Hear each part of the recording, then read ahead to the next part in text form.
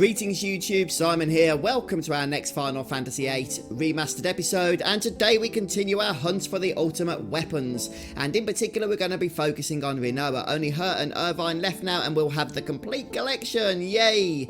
So, Rinoa's ultimate weapon is either very easy or very hard depending on when you want it. You can get this ultimate weapon on disc 1, but in my opinion it's one of the trickiest to get on disc 1 just because of how tough it is to farm for all of the stuff. But if you're doing it later on, as I am in this case, then it is much easier. However, I will also explain as we go here how you can get each of these ingredients on disc 1 should you wish to do so. Now, overall then, for Rinoa's weapon, you're going to require the following ingredients: 2 energy crystals, a single Regen Ring, a single Force Armlet, and 2 Windmills. Now, let's start with the energy crystals. So, there is the card mod method. This is the method that you can use if you're farming for this weapon on disc 1. Indeed, it is the only method to get energy crystals on disc 1. And what you need to do is farm for Alnoil cards, which you can do in Balam Garden, and 10 will refine into a single energy crystal. You're going to require 20 for Rinoa's weapon, but bear in mind, if you want more ultimate weapons on disc 1 for the other party members as well, you're going to require a lot of Alnoil cards, because there's quite a few weapons that require these energy crystals. If you're only going to focus on one ultimate weapon for disc 1, I would personally prefer to focus on Squall's Lionheart due to the limit break.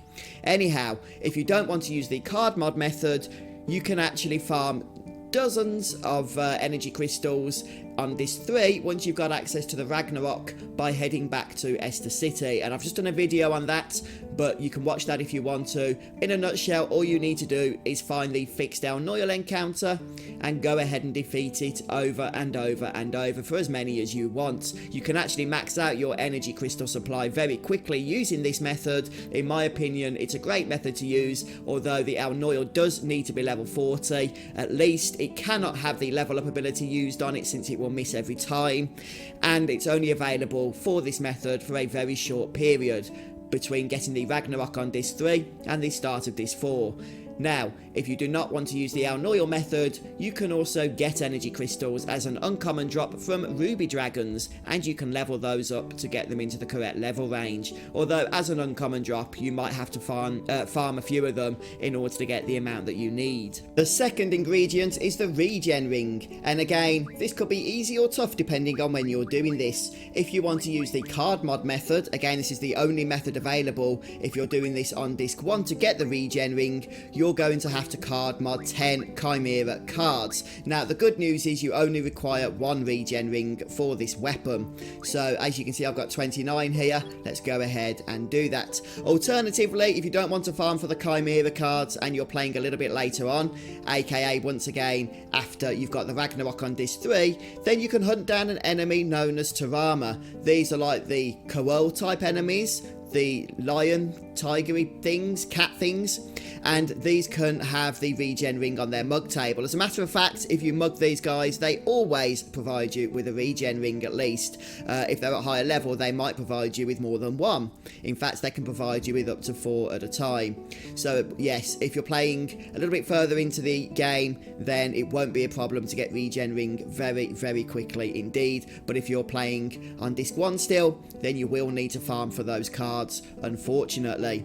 Right then, so the next ingredient is also either going to be very easy if you're playing later on, or really annoying if you're playing early, and that is the Force Armlet. Now, if you're playing later on, all you need to do is call a shop or go to the Esther Pet shop physically, doesn't matter which, and purchase it. Look, there's the Force Armlet. You can just buy it for 15,000 gil. That's it. Job done.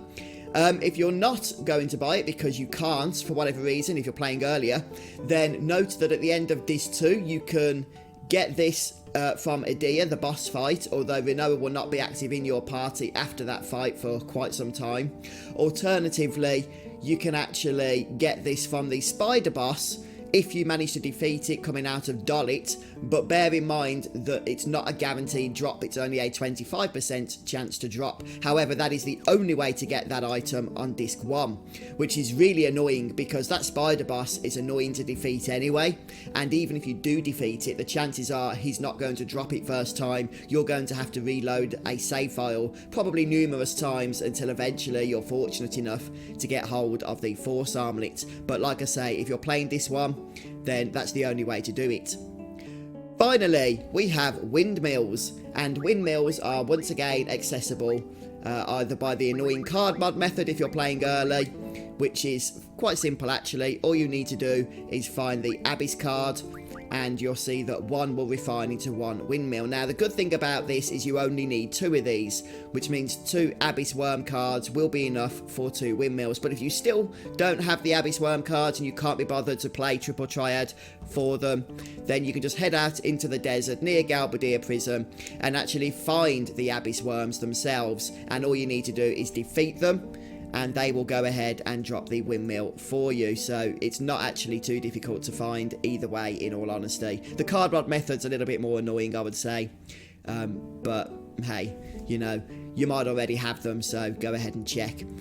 In terms of the drops, they can drop them at any level, the Abyss Worms, but I strongly advise leveling them to 30 plus, where the drop becomes guaranteed, whereas below that it's a rare drop, which is kind of annoying.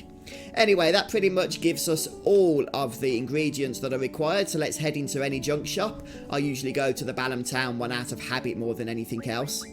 And there it is, the Shooting Star Ultimate Weapon, which, as you can see, is going to be a fairly decent boost to Rinoa's stats. Now, as always, the ultimate weapons in Final Fantasy VIII aren't really that great in and of themselves, but it is still worth getting them all. Some of them have nice features. I mean, in particular, like I said, the Lionheart comes with an awesome limit break finisher for Squall.